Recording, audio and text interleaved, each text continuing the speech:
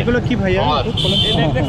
তো 12 তারিখ অ্যারাউন্ড 10টা থেকে 10:30টার দিকে আমি মিরপুর 2 নাম্বার সিগন্যালটা পার হওয়ার পরেই দেখি যে অনেক পুলিশের একটা বড় ধরনের একটা চেকপোস্ট, অনেক বাইকারকে আটকানো হচ্ছিল। বাট লাস্ট মোমেন্টে এসে একদম লাস্ট পার্সন আমাকে আটকে দেয়।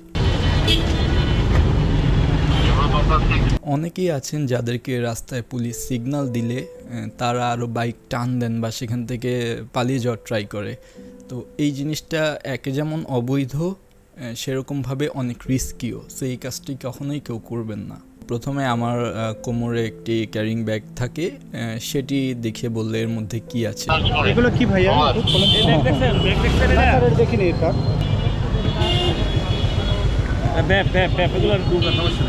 দেখে আসলে খুব ভালো লাগলো যে ভেবটা এখন পুলিশদের কাছে নর্মালাইজ হয়ে গিয়েছে।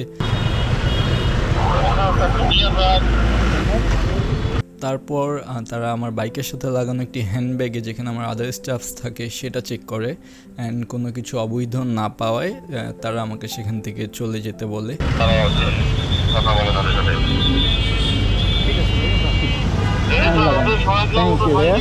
তো বাংলাদেশ পুলিশ নিয়ে আমাদের অনেকের অনেক ভুল ধারণা থাকে, বাট হাতের 5 আঙ্গুল যেমন সমান হয় না, তেমনই আসলে সব পুলিশও খারাপ হয় না। আমাকে যারা সেখানে আমার চেক করলো তারা অত্যন্ত বিনয়ী ছিল, অত্যন্ত ফ্রেন্ডলি ছিল।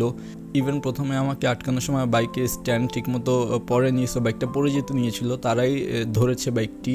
এবং হ্যান্ডব্যাগটি চেক করা শেষে যেখানে ব্যাগটি ছিল সে নিজ দায়িত্বে সেই ব্যাগটি এক্স্যাক্ট সেই জায়গায় আবার রেখে দেয়। অনেক পুলিশ আছে এরকম ধরলে খুব বাজে ব্যবহার করে, এই কি আছে দেখান, কই কি আছে, এই সেই। এখানে কোনো এরকম কিছুই ঘটেনি। খুব প্রফেশনাল ওয়েতে তারা আমাকে চেক করেছে, আমার ব্যাগ চেক করেছে।